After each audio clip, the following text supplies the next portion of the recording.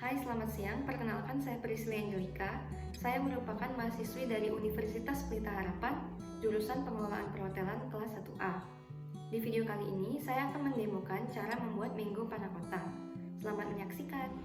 Bahan-bahan yang digunakan untuk membuat mango panna cotta adalah susu, whipped cream, gelatin, gula, vanilla bean, mango puree, gula, tepung maizena atau corn flour, air, mango yang sudah di-dice, kemudian ada daun mint.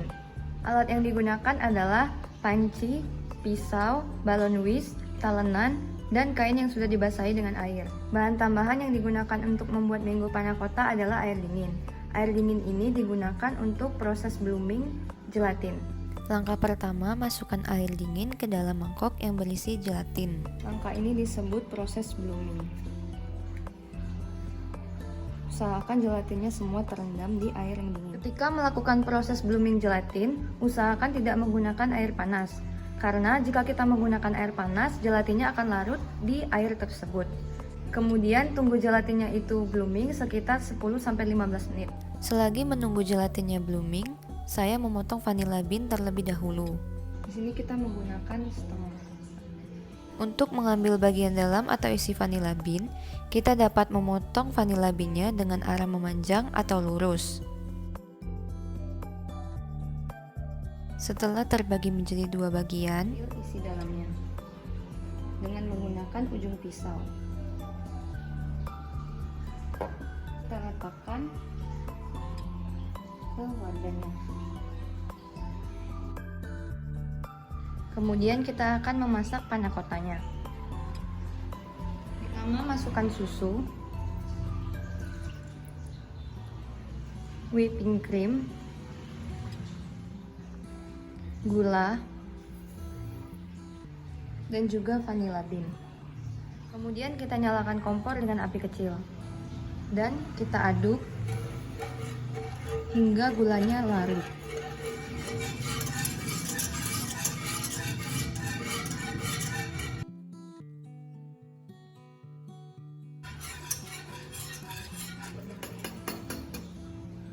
Kemudian, jika gulanya sudah larut, kita bisa mematikan kompor. Setelah itu, kita bisa memasukkan gelatin yang sudah di blooming. Teksturnya akan seperti ini.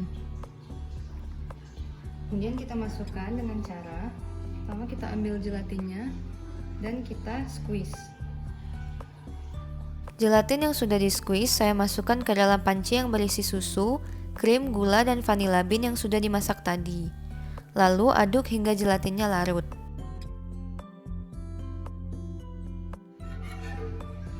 Setelah gelatinnya tercampur rata, saya masukkan panna cottanya ini ke dalam measuring cup.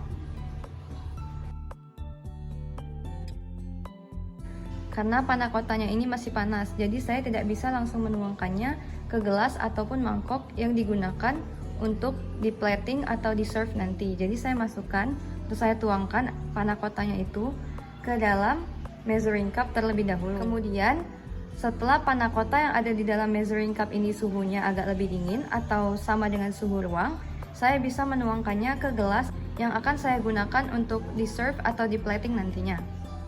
Selagi saya menunggu suhu panna cottanya itu sesuai dengan room temperature, saya akan membuat mango coulis.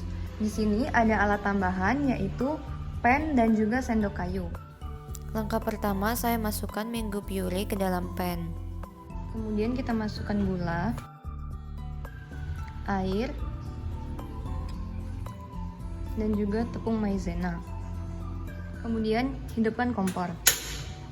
Di sini saya menggunakan api kecil hingga sedang. Kemudian diaduk.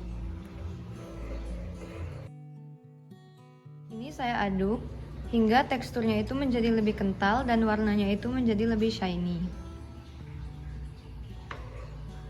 Setelah teksturnya sudah menjadi lebih kental seperti ini, kita bisa mematikan kompor. Setelah suhu panna cottanya itu sudah tidak terlalu panas atau sudah mirip dengan room temperature, kita bisa menuangkannya ke gelas ataupun mangkuk yang akan kita gunakan untuk di serve maupun untuk di plating. Kemudian saya menggunakan alat bantu berupa sendok. Tujuannya Ketika kita menuangkan panna cottanya ke gelas, itu tidak ada bubble atau gelembung-gelembung kecil yang ada di gelas. Ulangi step tersebut hingga panna cottanya habis. Setelah itu, masukkan panna cottanya ke dalam chiller, sampai panna cottanya set atau teksturnya jadi lebih firm atau cukup padat, sekitar 45-60 menit. Sekarang masuk ke tahap plating. Di sini saya menggunakan mango coulis sebagai topping. Dan mango coulisnya saya letakkan di permukaan bagian atas dari panna cottanya.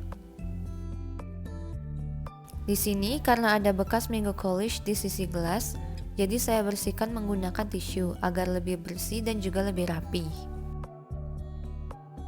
Untuk garnish, saya menggunakan potongan mangga dan juga daun mint yang saya letakkan di bagian atas dari mango panna cottanya.